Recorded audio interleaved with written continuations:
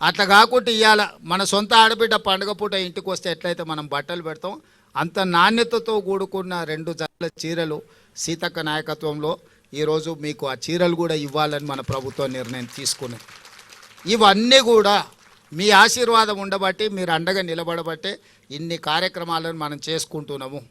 ఇవన్నీ భవిష్యత్తులో ఇంకో కొనసాగాలి అంటే మీరు సంపూర్ణంగా మద్దతు పలకాలి. ఏ కుటుంబం కూడా ఒకటే రోజు ఒకటే సంవత్సరంలో అన్ని సమస్యలు తీరవు. మనం ఇల్లు కట్టాలన్నా ఇంటి ముందర అలుక్కోవాలన్నా పండుగ చేసుకోవాలంటే కూడా ఇల్లు అలకంగానే పండుగ అవుతుందని పెద్దలు అన్నారు కదా. అట్లనే ఒక్కొక్కటి పరిష్కరించుకుంటూ వస్తున్నాం.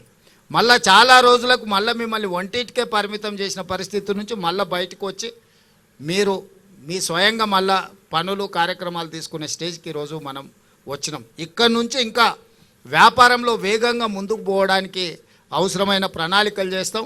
నేను చీఫ్ సెక్రటరీ గారికి అదేవిధంగా దివ్య రాజేంద్రన్ గారికి కూడా నా సూచన ఒకటే, ఈరోజు మీరు రూరల్ అండ్ అర్బన్ రెండింటిని సపరేట్గా చూస్తున్నారు. రూరల్ అర్బన్ లేదు. తెలంగాణలో మహిళల ఒక్కటే, కార్పొరేషన్లో హైదరాబాద్లో ఉంటే ఒక రకము, లేకపోతే ఇవాళ నారాయణపేటలో ఉంటే ఇంకో రకం కాదు. మహిళలు అంటే తెలంగాణలో మహిళలందరూ ఒక్కటే. దీన్ని మొత్తం ఒకటే విధానంతో తీసుకొని ముందుకు రావాలి. దీనికి సంబంధించి ఒక ప్రత్యేకంగా మొత్తం వ్యవస్థను ఏర్పాటు చేయాలి. హైదరాబాద్లో ఉన్న వాళ్ళు ఎవరు, మా నారాయణపేట మక్తల్ నుంచో, లేకపోతే దేవరకద్ర నుంచో, కొడంగల్ నుంచో, లేకపోతే కల్వకుర్తి అచ్చంపేట నుంచో, మక్తల్ నుంచి పోయిన వాళ్ళే హైదరాబాద్లో ఉన్నారు. ఎవరు ఉన్నా మన చుట్టాలే కదా, మనోళ్ళే కదా ఎవరైనా, ఇక్కడైనా అక్కడైనా. అందుకే ఇప్పుడు అర్బన్ వేరు, పట్టణ ప్రాంతాలు వేరు, గ్రామీణ ప్రాంతాలు వేరు మహిళా సంఘాలకని గత ప్రభుత్వం నిర్ణయాలు ఉన్నాయి. ఇప్పుడు అట్లా కాకుండా మహిళలు అంటే మహిళలందరూ ఒక్కటే. తెలంగాణ రాష్ట్రంలో 1 కోటి మంది మహిళల్ని స్వయం సహాయక సంఘాలలో సభ్యులుగా మార్చాల్సిన అవసరం ఉన్నది. మన చుట్టాలు ఎవ్వరున్నా సంఘాలలో చేర్చండి. 1 కోటికి మనం చేర్చుకోవాలి. ఏదో ఒక రోజు అవకాశం వచ్చే రోజు అందరు మహిళల్ని హైదరాబాద్లో మహిళా శక్తి ఔటర్ రింగ్ రోడ్ మొత్తం మన 1 కోటి మంది మహిళలను ఔటర్ రింగ్ రోడ్ మొత్తం మీద మొత్తం అందరం మనం వచ్చి మన శక్తి మన బలాన్ని ప్రదర్శించేటట్టు చేద్దాం. ఆ రోజు అరుణమ్మ గారి సహకారంతో ప్రధానమంత్రిని కూడా వెళుతాం. తెలంగాణ మహిళా శక్తిది మాకు నిధులు ఇవ్వండి, మా ఆడబిడ్డలకు ఇస్తారు. కేంద్ర ప్రభుత్వం ఇవ్వాల్సింది కదా, ఇయ్యారని నేనేమో అంటలే నేను. సో కేంద్ర ప్రభుత్వం నుంచి కూడా మనం సహకారం తీసుకుందాం. ఇది రాష్ట్ర కేంద్ర ప్రభుత్వాలు ఇచ్చిపుచ్చుకునే ధోరణిలో ఉండాలి. ఎన్నికలు వచ్చినప్పుడే రాజకీయాలు, మిగతా సమయంలో అభివృద్ధిలో వాళ్ళ వాటా వాళ్ళు అత్తగారింటి నుంచి అయినా తల్లిగారింటి నుంచి అయినా ఏదైనా పిల్లల మంచి కోసం వస్తుందంటే వద్దనేదే ఉంది. ఇప్పుడు అరుణమ్మకు ఇది తల్లిగారిలు, అవతల అత్తగారిలు. తల్లిగారింటికి ఏం తెచ్చినా అత్తగారింటికి ఏం తెచ్చినా మనం ఏం వద్దనేది లేదు. ఇంకా ఎక్కువ నిధులు తీసుకురావాలి అరుణమ్మ గారు. మనం అవసరమైనప్పుడు మనందరం కలిసి ఒక తాటి మీద నిలబడాలి, మన ప్రాంతాన్ని అభివృద్ధి చేసుకోవాలి. ఎన్నికలు వచ్చినప్పుడు ఎవరు రాజకీయాలు వాళ్ళు చేసుకుంటారు. ఇవాళ 1 కోటి మంది మహిళల్ని కోటీశ్వరులను చేయడమే లక్ష్యంగా, అందులో భాగంగా ఈరోజు ఈ పెట్రోల్ బంకు మనం ఏర్పాటు చేసుకున్నాం. నా సూచన, ఆల్రెడీ మనం జిల్లా మహిళా సమైక్యలకు బంగ్లాలు ఇచ్చినట్టున్నాము కట్టుకోవడానికి. అవి వేగంగా 5 కోట్లు ఒక్కొక్క జిల్లా మహిళా సంఘ భవనానికి ఇచ్చినాం. ఇవే కాకుండా ప్రతి జిల్లాల మొదటి స్థానంలో సిఎస్ గారు అన్ని జిల్లాలలో ఒక జిల్లాకు అన్ని పెట్రోల్ బంకులు ఇచ్చి ఏర్పాటు చేయాలి. ప్రభుత్వ భూములను ఎక్కడెక్కడ ఉన్నాయో వేయండి. మంచిగా బాగా వ్యాపారం జరిగే దగ్గర చూసి వాళ్ళకు ప్రభుత్వ భూమి ఇద్దాం. దానికి అవసరమైన పెట్టుబడులు ఆ బీపీఎల్ కానీ ఐఓసీ కానీ ఏ కంపెనీలు ఉంటే ఆ పెద్ద కంపెనీలతో మాట్లాడదాం. అరుణమ్మ గారి సహకారం కూడా తీసుకుందాం. ఎందుకంటే కేంద్ర ప్రభుత్వానికి సంబంధించిన సంస్థలు అవి, వాళ్ళ నుంచి కూడా పెట్రోల్ కానీ దీనికి కానీ ఏమేం కావాలనో మొదట జిల్లా స్థాయిలో చేద్దాం. తర్వాత కనీసం ఒక్కొక్క అసెంబ్లీకి ఒక్కటన్నా మనం ఈ పెట్రోల్ బంకులు పెట్టించేస్తే ఆ లోకల్ సమైక్యాలకు ఆర్థిక సమస్యలు తీరుతాయి. వాళ్ళ నిర్వహణ కోసం కానీ, వాళ్ళ ఇల్లు అంటే వాళ్ళ ఆఫీస్ కానీ, వాళ్ళ రెగ్యులర్ మీటింగ్లకు కానీ ఎలాంటి ఇబ్బంది లేకుండా ఉంటుంది. ఇలాంటి కార్యక్రమాలన్నీ కూడా తీసుకొని ముందుకు వెళ్తాం.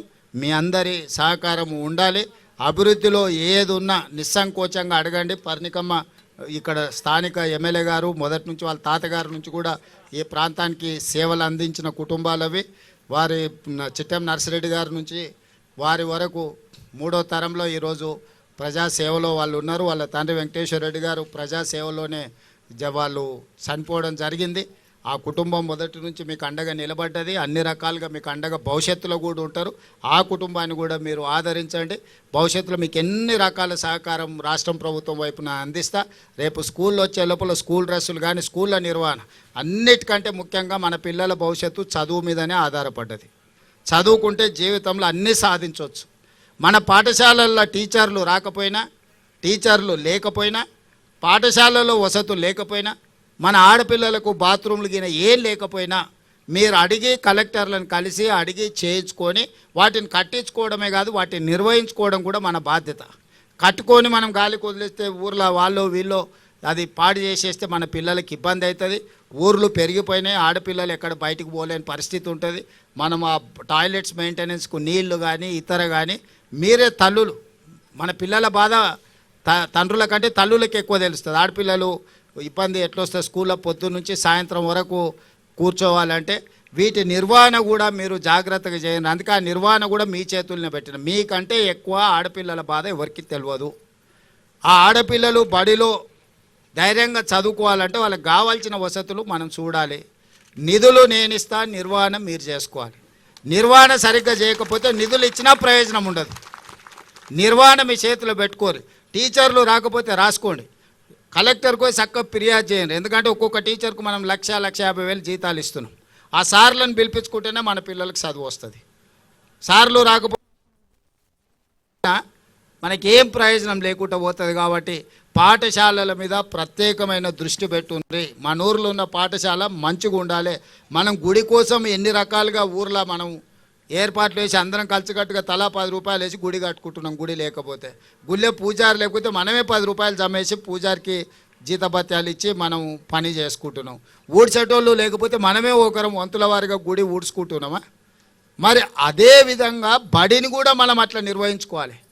గుడిని ఎంత పవిత్రంగా మనము నిర్వహించుకుంటున్నాం, బడిని కూడా అదే విధంగా నిర్వహించుకుంటే మన పిల్లలకు చదువు వస్తుంది.